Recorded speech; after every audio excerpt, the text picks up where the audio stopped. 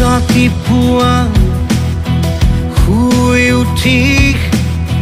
যাবৰে যে হয় স্কুললৈ গধুৰ গধুৰ পঢ়াৰ বোজা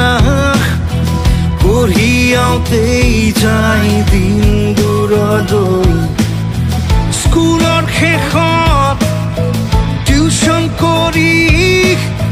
ঘূৰি আহি আকৌ নেপাওঁ বিচাৰি হোমৱৰ্ক কৰি ভাগৰি বিচনাৰ কোলাকেই লওঁ সামৰি আমি যেন যন্ত্ৰ